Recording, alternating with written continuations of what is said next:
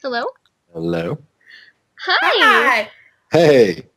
Welcome to Pegasisters Well, Live! thanks. How you guys doing? Pretty We're good. great. How are you doing? Not bad. Sweet. Did you watch Well, the Super Bowl? Or, I don't know, if you're like still watching? I watched most of it. I don't even know if it's over yet. It was almost over when I left. who are you cheering for? I don't really care. Neither of them are my team, so it was a really good game, though, I gotta Yeah, say. same here. Yeah, I honestly, I voted for the Ravens just because Tara Strong said to. Really? Yeah, she put a We picture. must listen to Tara Strong. That's it. Like, all of my family members are like going for the other team. Like, well, I'm just gonna say yes to the Ravens because Tara Strong told me to. There you go. It's as good a reason as any. I agree. Exactly.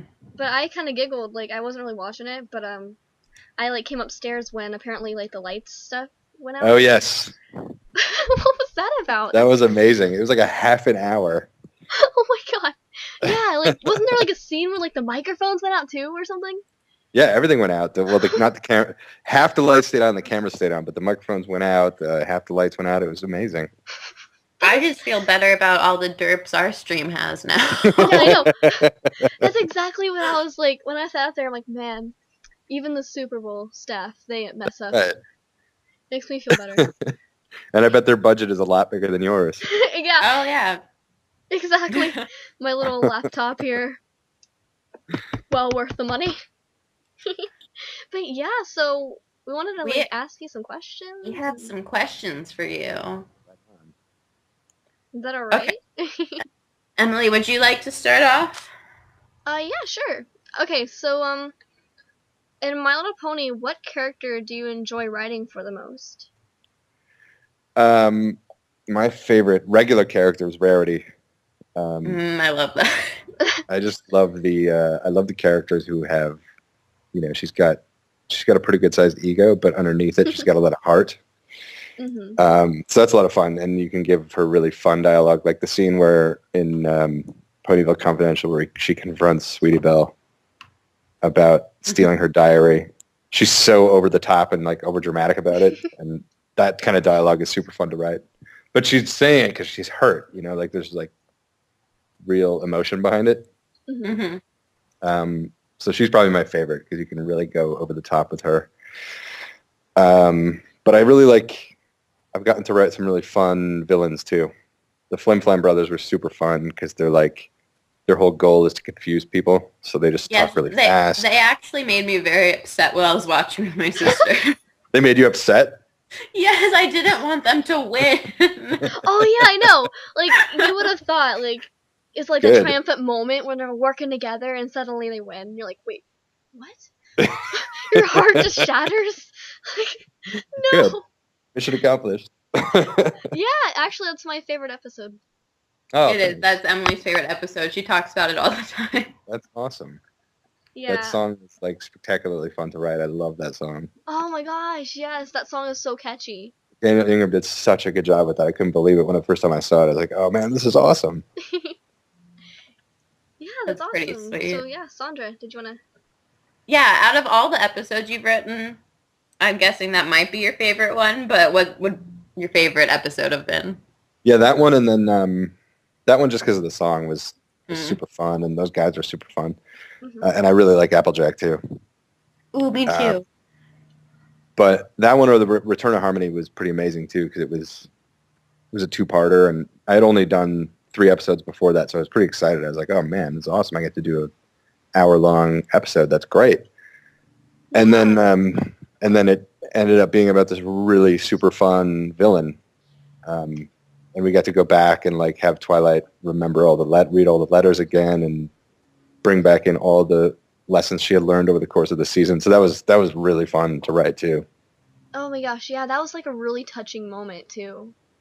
It's something you can do in a 2-parter it's not as easy to do in a 1-parter. You have so much more time to develop things and really get to that point where she's at her lowest moment.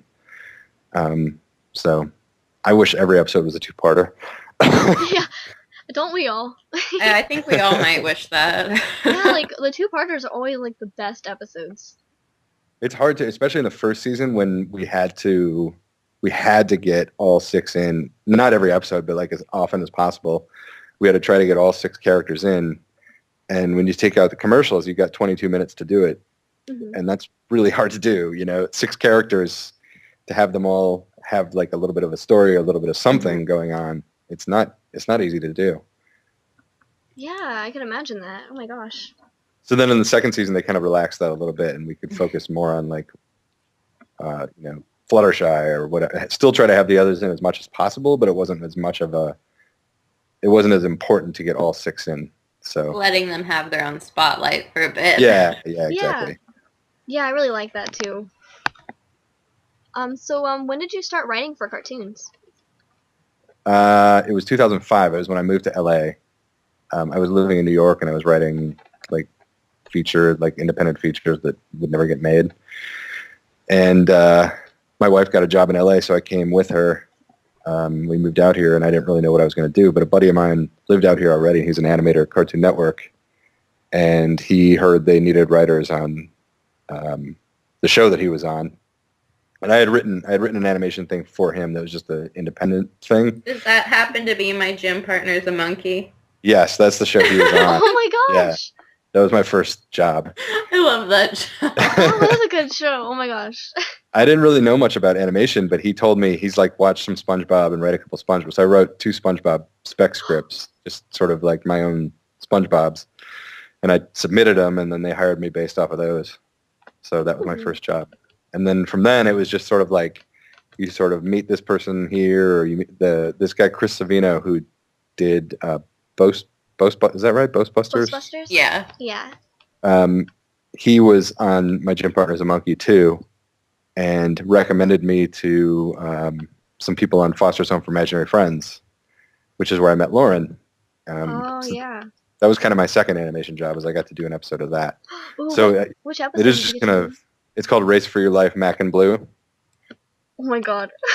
It was at the very end of the show, but the whole episode is Mac and Blue. They're like at the arcade, and they're getting really competitive, and they step outside. Yeah. And they're like, race you home. So the whole episode is just a race. Such a cute show.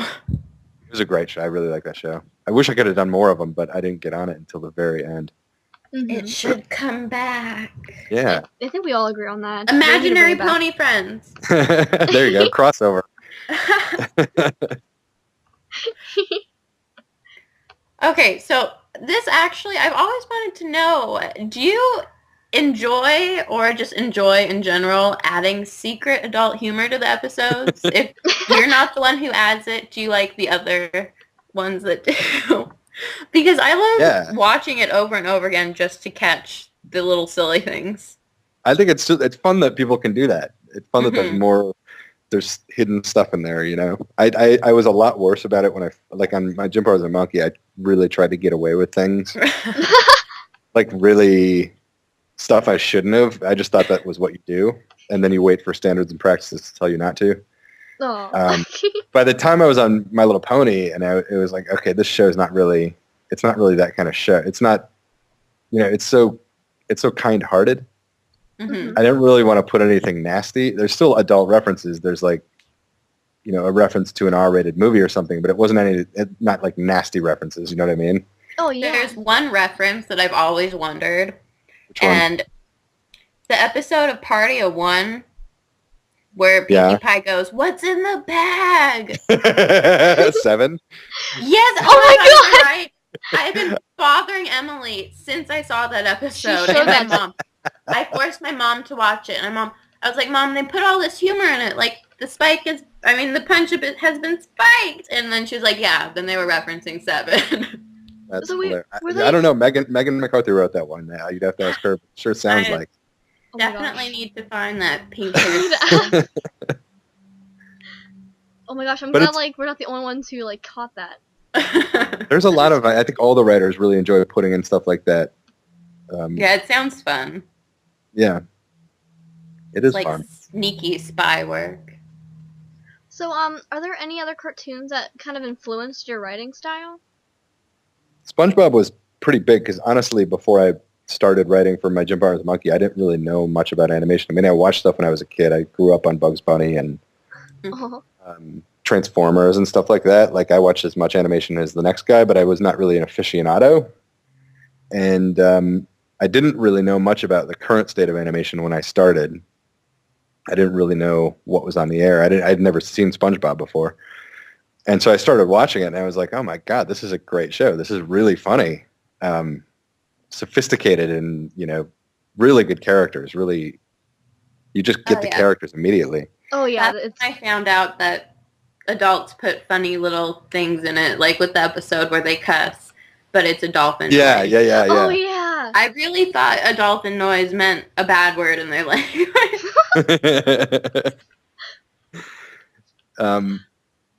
So it was, I guess, not so much animation and more like, I grew up watching sitcoms. Mm-hmm. I guess I watch a lot of TV, but I didn't really know a whole lot about animation. Well, if you watch a lot of TV, what is your favorite TV show at the moment? You don't have to say My Little Pony. You're not obligated. It's all right. My favorite TV show ever is, it's called The Wire. It's on HBO. I've heard of that, yeah. It's absolutely fantastic. Fantastic? You sound like Doctor Who. It's the opposite of My Little Pony. How about that? It's really nice.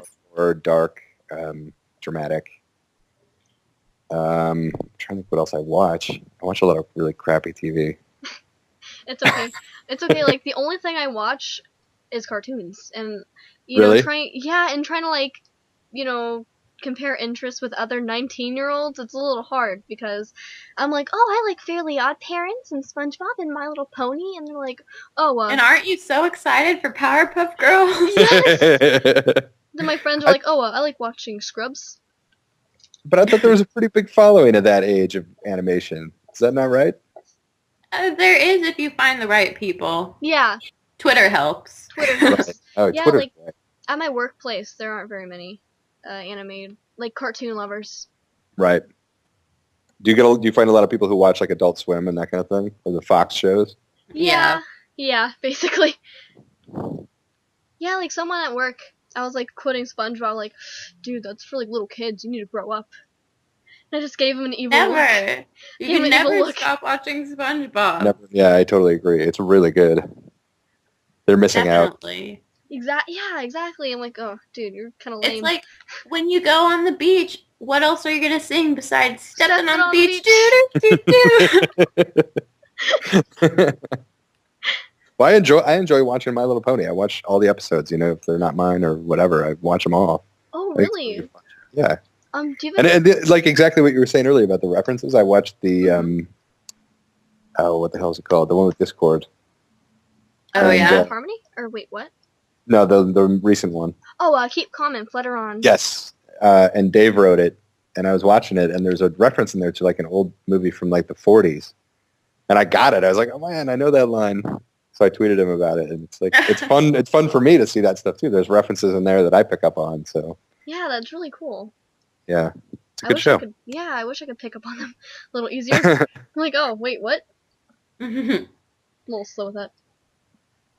Okay, but then someday you'll see that movie and you'll be like, oh my god, that's the My Little Pony line. Yeah. You're like, wait, where have I heard this before? What? Yeah, this exactly. movie from the 40s stole this from My Little Pony. Twilight said that. I can confirm it with Tara Strong. Do you enjoy going to all the Brony conventions? Yeah, it's super fun. I've only been to 2. I went to Midwestria in September, which was absolutely awesome. I mean, it was pretty small, but that was kind of great. It was like by the time the 2 or 3 days were over, you really knew everybody there. It was really cool. You got to see everybody, say hi to everybody, and the venue and the hotel was all one and the same. So everybody was kind of just in the same place. And then I went to a much bigger one, which was Equestria LA, which was also super fun. Of course. Yes, that's where we found you and started. That's why I got to meet you guys. That's why it was so fun. Okay, wait. Okay, so I have to ask now. Did you notice whenever Sondra stared at you? Yeah, I first Emily was like, oh my god, it's M.A. Larson, and I was new to the fandom, so I'm looking for Emily Larson. So I'm looking for a girl, and I'm directly staring at you. That's she's hilarious. Like, no, it's M.A. Larson. I'm like, oh, I've been staring at him the whole time. What, behind that guy? Oh, that's really funny. No, I did not notice. Yeah, and there was like another point, like, and she did it a couple times. She would stop and she'd stare at you and do like an awkward wave, like, you're scaring him, stop. That's really funny. It was a lot of fun. I met you guys because somebody, and I can't remember who. I took a picture of you guys when Amy Keating-Rogers was signing for you. Yes, Emily saw that. And some guy was like, "Hey, that's so and so and so and so," and I was like, "Oh, wow!" And then we met. It was really cool. Oh yeah, and I said I was gonna find you and give you a hug. Yes. That was difficult. That was we found out you don't dance. No. Yeah, That's true. That was super fun. No. And then I'm going to go to the Vegas one. Yeah, I'm almost positive that we're going to be there, so I'm excited. Cool. Yeah, we're working on it, like getting over there. So. As of now, I'm only going to be there the first day. I'm trying to figure out a way to go for 2 days, but I don't know if I'm going to be able to. That's all right, as long as you can go to one, you know. Yeah, they're really fun though. I mean, I gotta say, it's sort of like, particularly at the interview, or not the interview, the what do you call it? Panel? Autograph things. Oh, the autographs. Where people are kind of coming up and talking, and you kind of hear the story. I like asking people, how'd you get into this, and how did you discover this, and whatnot. And it's really amazing how a show about friendship has really created through, the internet part of it, friendships. There's so many people I've spoken who are like, I met all my friends through this show. And I think at Equestria LA, if I'm not mistaken, there was a marriage proposal, wasn't there? Yes. Yes. Between two people who met because of the show. Yes. That was so cute. It's so cool. It's like you talk to people and you see how much this show means because it's brought people together, and it's like, wow, it's like not just a dumb cartoon. It's like actually did bring people together. It's really cool to see, and it's fun to talk to people and hear their stories about how they got into it. Yeah, I feel like they should do what Rocky Horror Picture Show does and just have everyone dress up and sing in the theater. Absolutely. That would be great. Like, cut together all the songs. Yeah. Make a music video for it. Maybe once the show is canceled, it'll keep on like in that vein. Oh my Midnight showings at movie theaters and things. That would make me really sad. Oh my goodness. No. Okay, don't talk about the show canceling to Emily. I'm like, oh jeez. Like, to be honest, when I found out about Alicorn, I thought that meant that the series was going to be done after that. I'm like, oh no. Oh, I'm like, well, I'm okay with the Alicorn thing. I just don't want them to end it. And then I was like venting to like my little sister about it. Like, I just don't know what to do with Ponies ended. Like, that's kind of sad. But I can't talk about any of that stuff. No, we know. Yeah. They're not in the questions. It's okay. But yeah, so did the fan base kind of take you by surprise? Oh yeah. Yeah, I mean, it took everybody I think it took the fan base by surprise. Yeah, completely. I mean, I've been writing for animation for something like 8 years now. Mm-hmm. And nobody cares about who writes cartoons.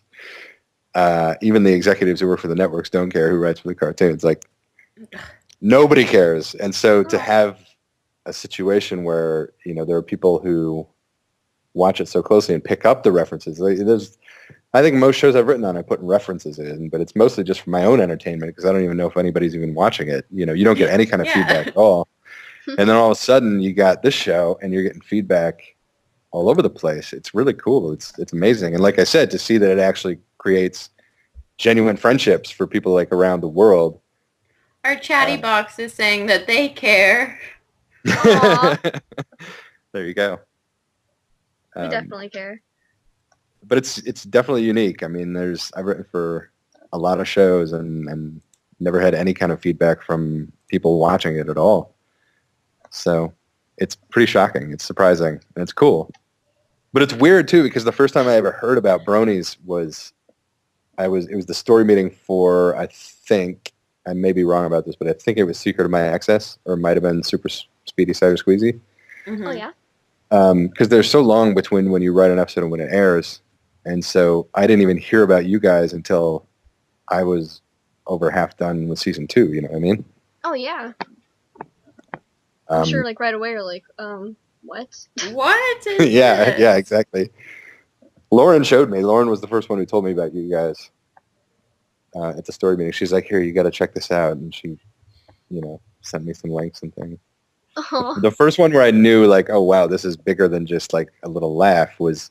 It was pretty early on. She sent me a link to.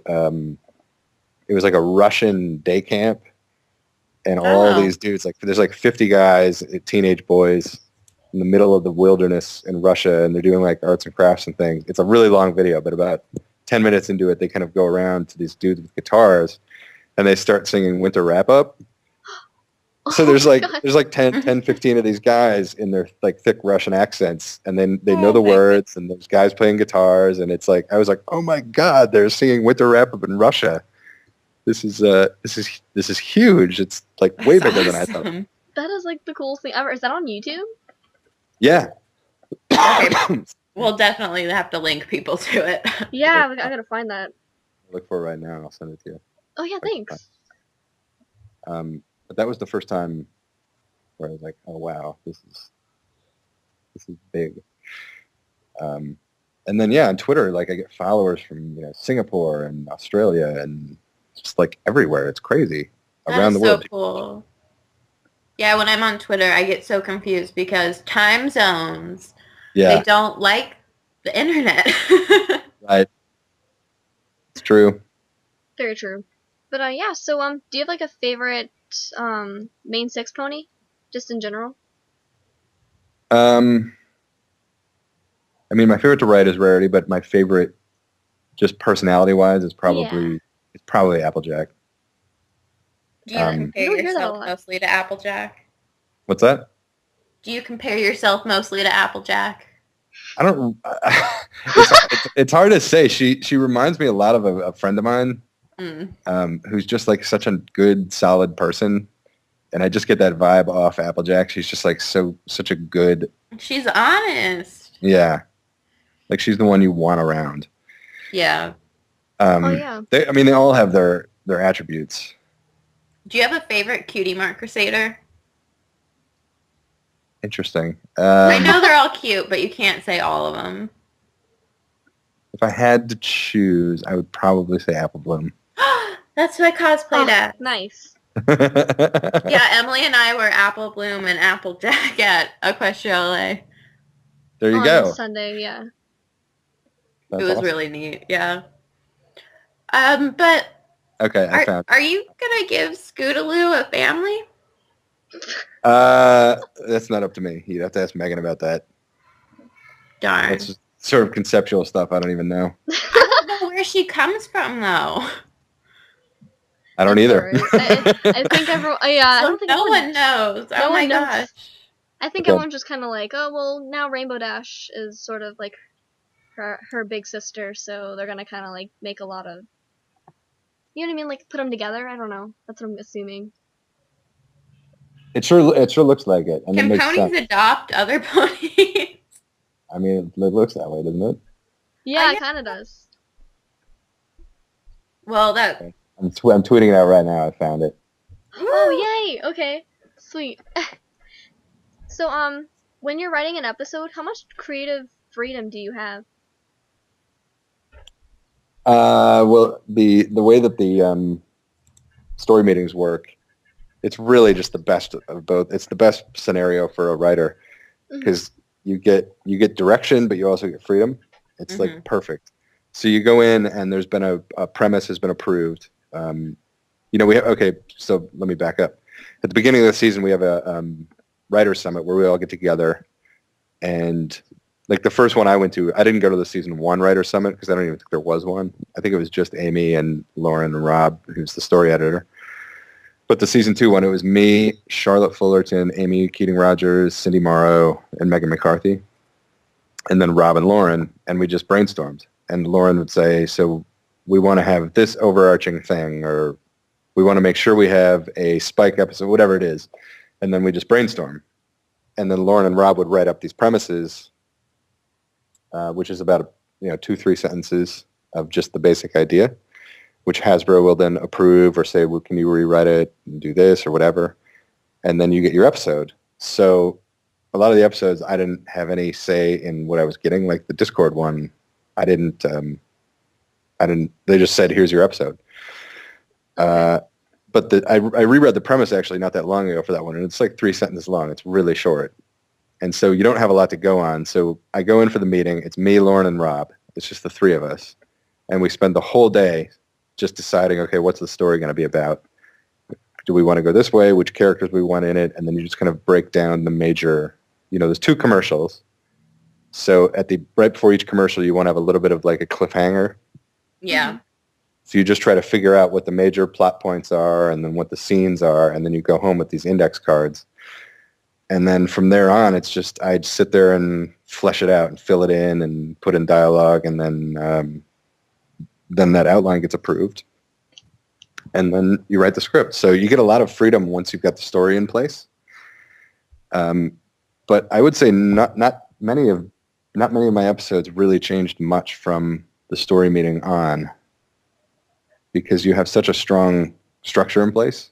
Mm-hmm. When you leave Hasbro and you go home, everybody's agreed, here's what the story's going to be. Okay. So. Okay.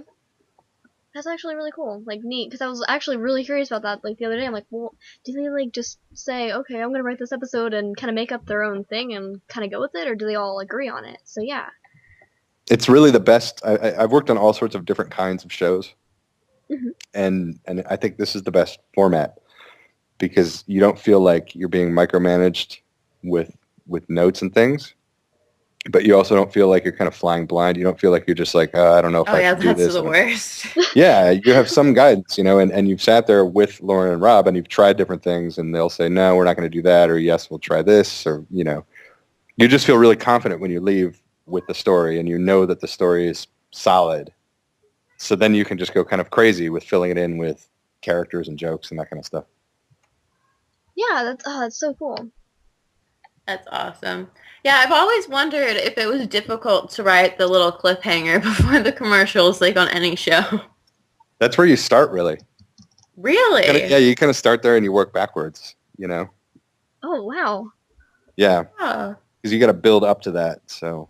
Well, now I know. That is, like, so cool. It was really hard with Cutie Mark Chronicles. Uh-huh.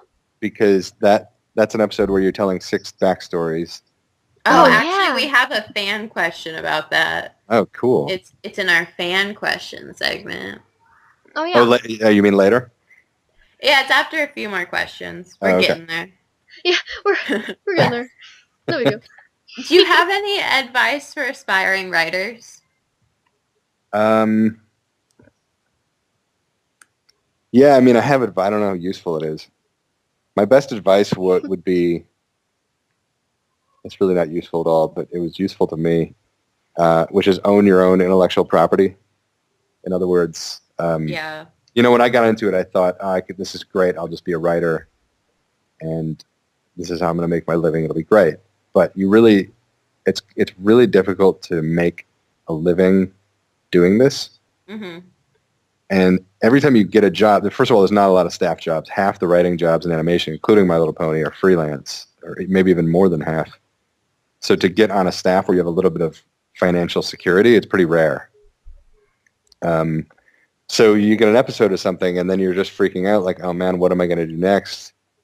Even if you get on a staff, you're thinking, okay, this season will be over in 6 months. What am I going to do after that? The whole time you're just scared about, where's my next check going to come from? And it's really an uncomfortable way to live, just constantly in fear of, like, where's the money going to come next? Uh-huh. Yeah. And so if you can create your own show, create your own idea, come up with your own characters. Dad always told me, because I'm a huge comic book fanatic, and he was like, just write your own. And I went to Comic-Con, and I was like, yeah, I love comic books. And he was like, the best way to start? Make yourself into your own superhero. That's a great idea. I know, so It is. I'm going to start that pretty soon, but I mean... It's the only way to go, because then you can, first of all, you can make money, so you don't have to be so scared all the time. Yeah, I can think of another example, which would be Seth Rogen writing all of his movies. Yes. And then getting the main parts of them because he wrote them. Right. Absolutely. You can do it. I mean, you can make money working on other people's things, but it's scary and it's not as fulfilling. You know, you want to be able to control, here's what this is going to be like.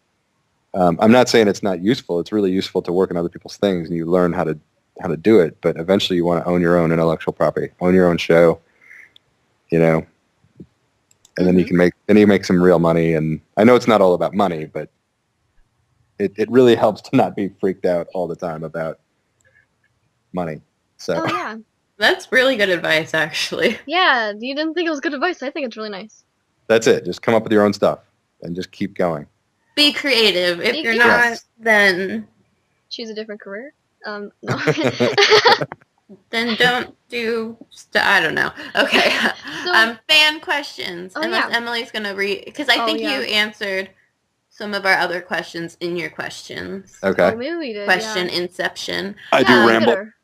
No, it's okay. It's okay. We love when our guests ramble. Fan questions. So, do you believe in M.A. Larson? Do you believe in M.A. Larson? That was the first question. We'll have to see. I'm not convinced yet. We'll have to see. I believe in M.A. Larson. Come on. The A stands I love for that whole thing. It makes me laugh every time I see one of those buttons. I love it too. I thought that was the best idea that anyone in the fandom's come up with. Oh, the whole chatty box yelling, I believe. I believe. You know what's nice about it is like it could have been a really awful... I mean, it was just weird how the whole thing happened, and it could have been a really awful, couple of days, but I honestly think that with that button, it just kind of became lighthearted again. It became funny, and it became like, okay, we can laugh. Yeah, I think it's really funny. I won one of the buttons from Pixel Kitty. Oh, awesome. I'm so excited to get it in the mail. That's great. I hope it gets here in time for the episode, because I'm like sitting in front of my TV screen with my button. I'll even like tweet a picture like, "Hey guys, I'm ready." That's the only way it'll backfire is if everybody hates the episode anyway. Why did we believe in this guy? Oh, no. I think with this fandom, no matter what happens, they will believe. Yeah, exactly. I don't necessarily understand this question, but how is this is in quotes, King of the Pegasisters? Oh, I can explain what that means. Okay. I did an interview maybe 2 weeks ago, last week, something like that, for the Bronies for Good live stream. Oh, yeah, we love them. And they asked me, one of the last questions, they asked me if I was a Brony, if I'd consider myself a Brony. And I said, I think I'm more of a Pegasister. And so they said that I was the king of, if Tara Strong is the queen of the Brownies, that I'm the king of the Pegasisters. And I'm like, cool. We give you permission to be the king of the Pegasisters, or at least just the king of the Pegasisters live. Yeah, that's two. That's what that means. King of Pegasisters live. Yeah. And then this question will only make sense if you're a fan of Arrested Development. It's not even a question. Steve Holt. Seen Arrested Development. Oh my gosh. You watch so much TV and you've never I know. I'm desperate to see it. I've got all the DVDs. Okay, watch it. I haven't sat down and watched it. It took my boyfriend 2 months to get me to watch it just because he was like, you'll love it. And I'm like, no, I won't. So I finally watched it and I cannot stop. I've heard such good things about it. I really want to see it. Well, if you start it, what's really cool is I heard either in May or March that Netflix is putting out all of season 4, which is 5 years after season 3 and like what happened all at once on Netflix. Oh, wow. That's awesome. Yeah, so maybe wait until season 4 is out. Then you can just flow through it all. I keep hearing all this stuff about how they're doing an Arrested Development movie. Ooh. I don't know if that's true or not, but I've heard a lot of stuff about that. There's so much good television right now. I really think we're in a golden age. Golden age of TV. Absolutely. Do you guys ever see Friday Night Lights? Yes. I love that show. Sorry, I say no. I watched too many cartoons, so wait, what is it about? Friday Night Lights? Well, it's kind of about a high school football coach, but it's not really. It's about there was a movie called Friday Night Lights about a Texas high school football team that's one of the best sports movies I've ever seen. And it made me cry. Yeah, they made a show out of it, but it's not really about football at all. It's just about really good characters and it's just awesome. Anyhow, that's what I'm watching that now. Oh, okay. Sondra, is that the show you had me watch when I was over there? No. Oh, I don't think so. There was like I remember I don't want to say what the episode was about, but I remember you pulled up your laptop and were watching some episode with there was a coach and a football team, so I don't know. Maybe I think that's what Eric made you watch. I'm not sure. Yeah, that's what Eric made me watch. He's that like, is not it. Okay, I don't know. That was my guess. Oh, nice guess. Can I throw this in? Because I just saw a tweet from Lyra Reyes, who's the guy who identified you in the picture. Yeah. I have to give credit where it's due. Lyra, if you're in the chatty box, hi. Hi, thank you for uniting us. So anyhow, no, I have not seen Arrested Development, but I will soon. Good. I want a tweet from you as soon as you realize how awesome it is. There's only 3 seasons. It doesn't matter. No, I mean, that's good. That means I can watch it fast. Oh, yeah. No, you can't. You'll watch it like 100 times. It's one of those shows where they'll put like little things that are going to happen in the end of the episode. So when you rewatch it, you're like, oh my gosh, they were talking about what's going to happen later. I love that. I love that. Yeah. Really oh my gosh, you're going to love it. I'm so excited for you.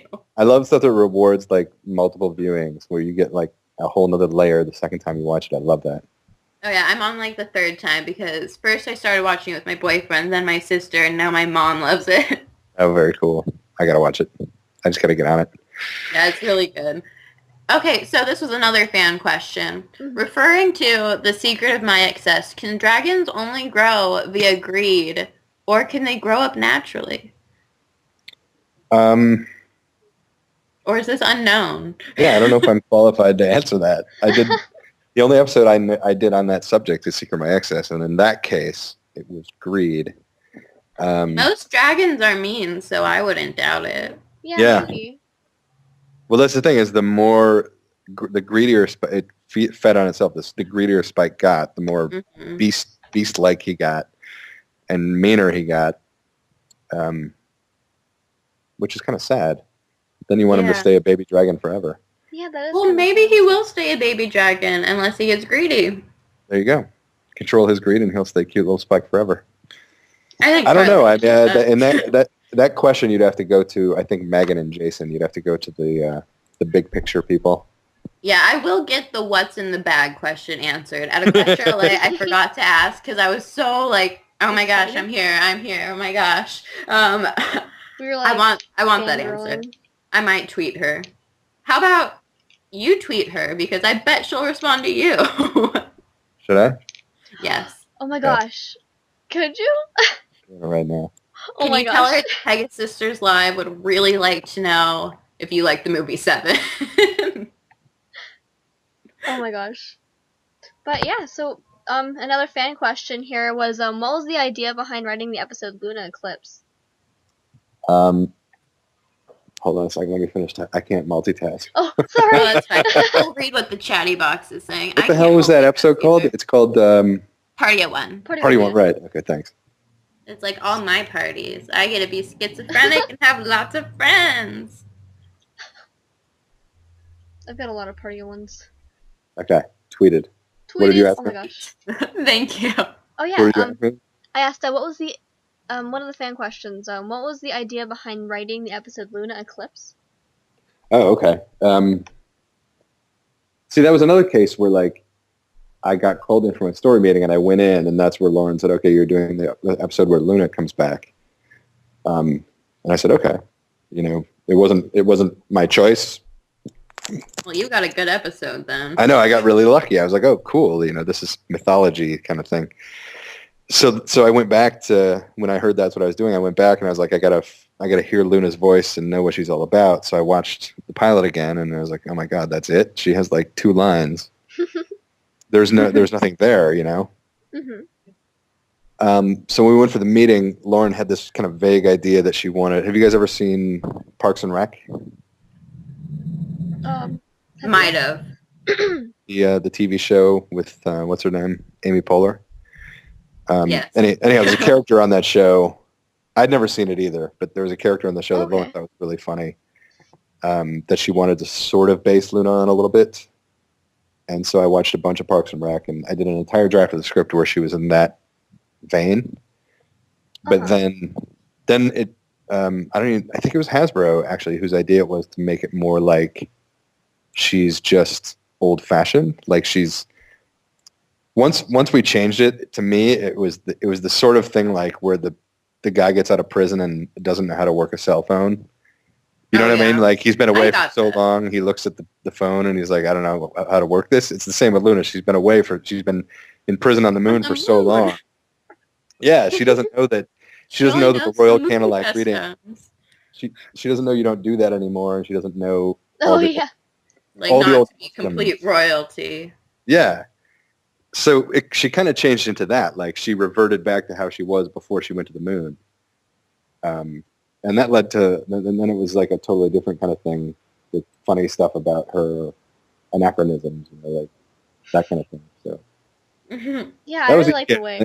And they wanted to do before the meeting. Lauren wanted to do a Halloween episode, like what's the pony's version of Halloween?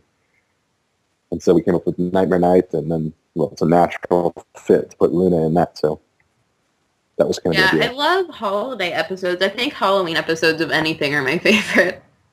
Yeah, and it's like something you got to do. You got to.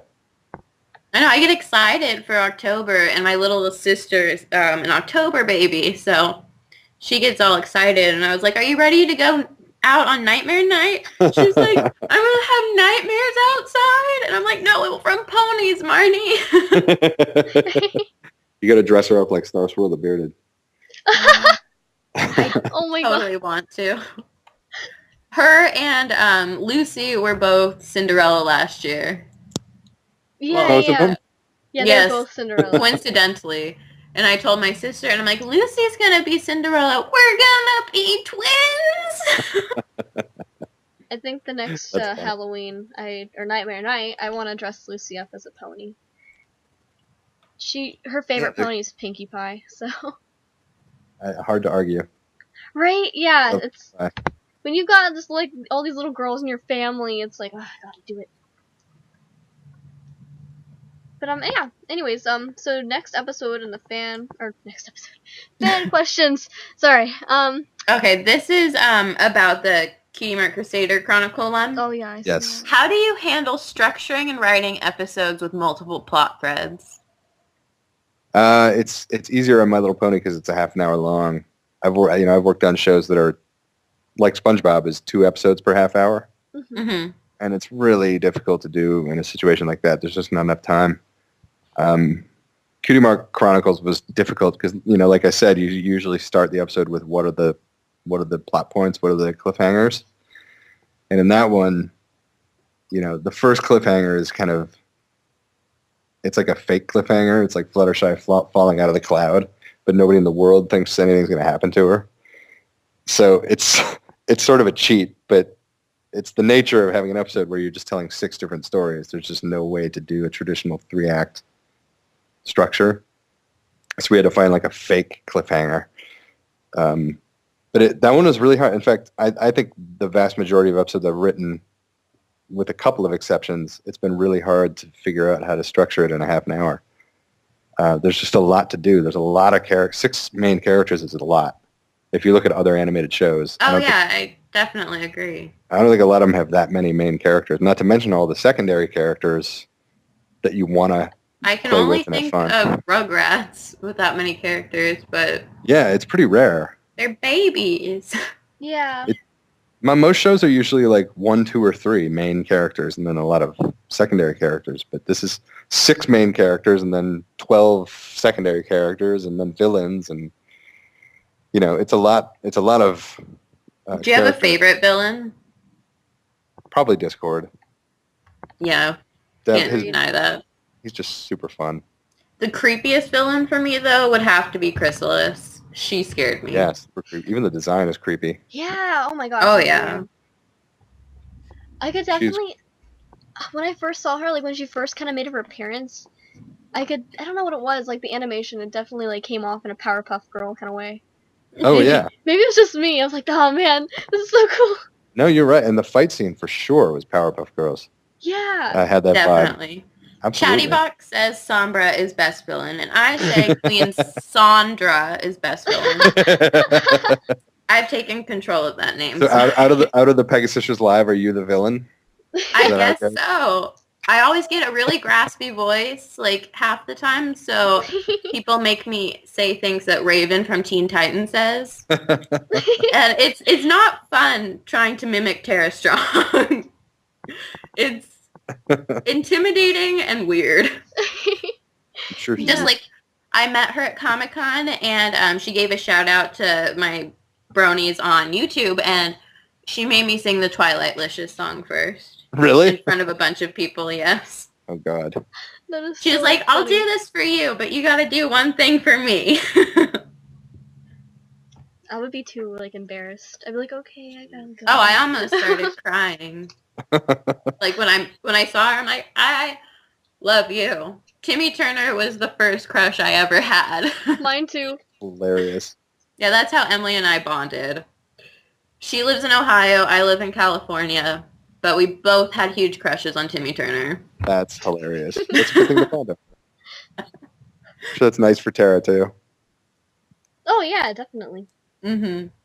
Okay, this question is actually a pretty good one. Your fans really write good questions, and everyone who wrote back had that little "I believe in M.A. Larson" pin on their picture. That's so fun. I've actually never heard this before, but in the past, your agent noted that.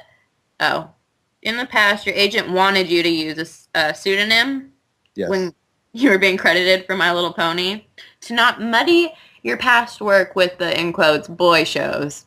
Right. Has that changed since the show has a wild and broad fan base and success? Well, it's changed in that I like it better.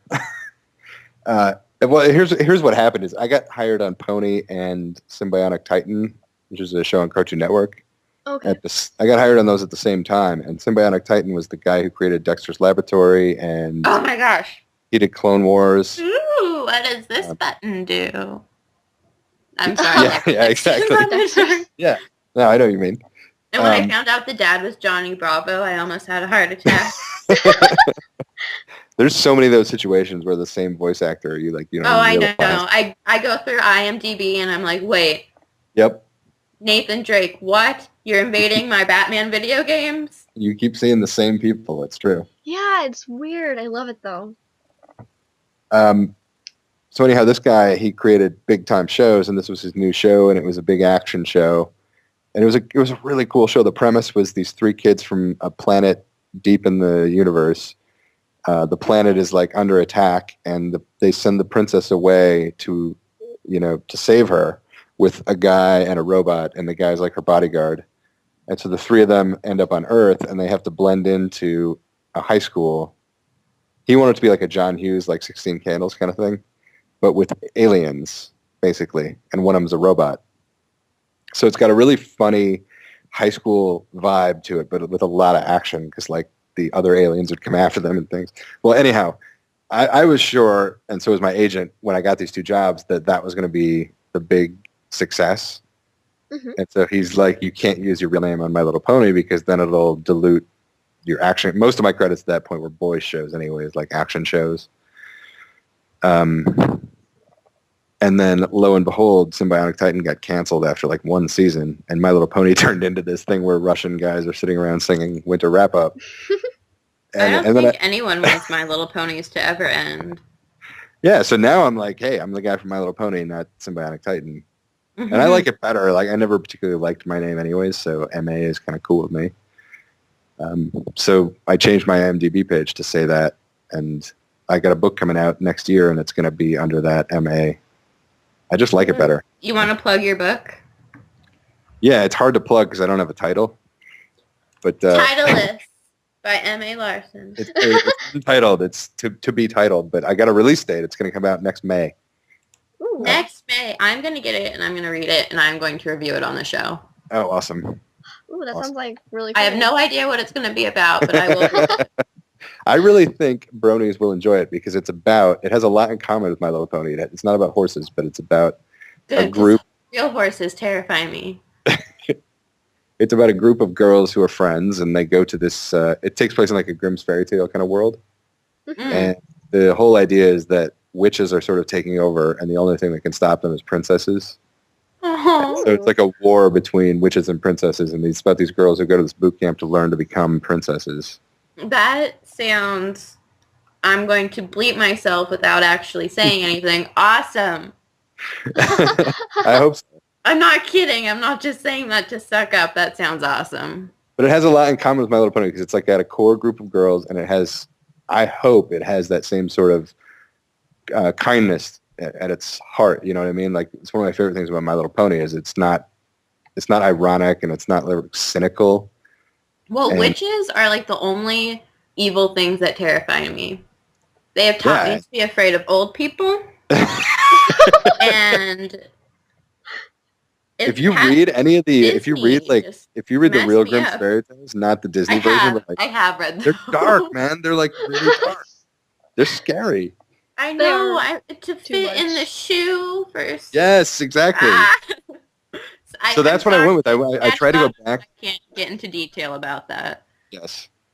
But that's what I went with. I tried to get away from the Disney version of it and try to go back to the Grimm's version where it was legitimately scary. So it's supposed to be kind of like the vibe of Harry Potter, like the first ones before they got really dark. So it's sort of that age, you know what I mean? It's like, it's not quite, well, you know what I mean? Yeah. Oh, that's really cool. I'm excited for that. I'm very excited. I love books. I mostly read Stephen King. Yeah, Stephen King's awesome. Yes, he is. Even if you've seen a picture of his house, he has, like, gargoyles on it. Like, I have not seen that. That's awesome, though. He lives in Maine, and he bases all of his books in Maine. Yes, he does. Yeah, I'm reading Cell, which is a zombie one by him. It's kind of zombie. You answer your cell phone, you go crazy, and yeah. What's it called? Cell. Just like cell phone. Oh, Cell. It's really good. Huh. This is like my third time reading it. He's got he had a huge book called Under the Dome that they've just turned into a miniseries. I know, my mom was telling me about that. She is so stoked. I just saw a commercial for it at the Super Bowl. Ah! Oh, was there a commercial for it? It's not like, it's like a fake, it's like a teaser. They don't really show much, but it's Under the Dome by Stephen King.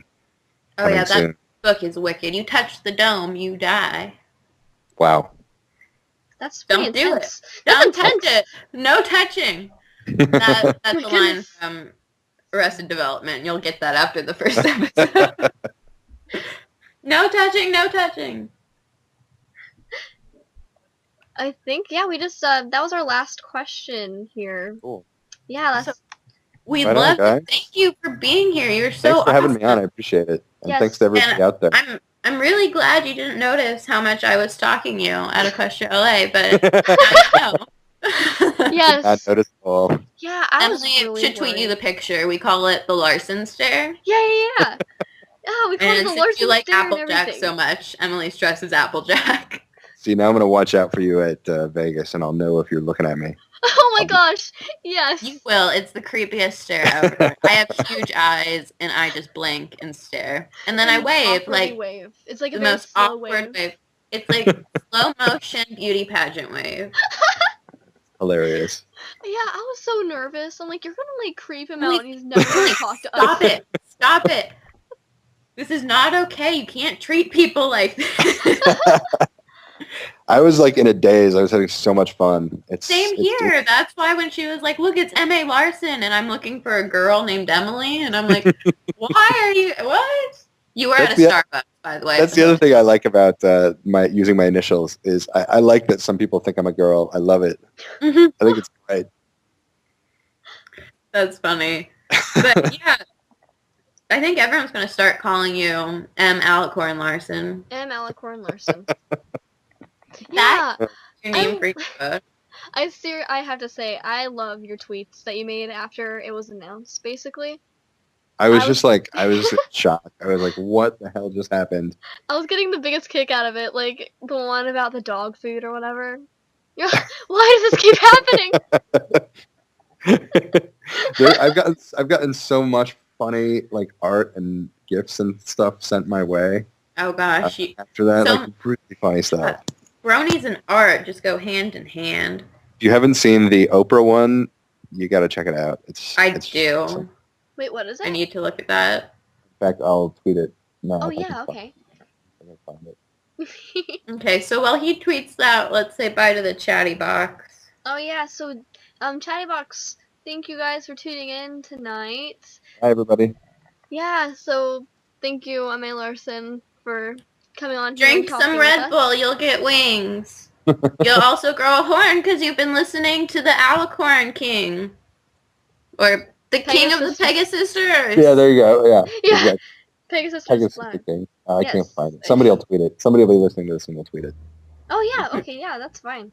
But yeah, so thank you again. Thanks guys. Yeah, so we'll talk to you later, and bye, Chatty I'll Box. see you in Vegas. We are very proud to have you as our king. Oh, thanks. Yeah, and we'll All right, see I'll talk you to you in later. Vegas. So bye. Bye, guys. Bye, Chatty Box. All right, bye, Chatty Box. Love you. Mwah!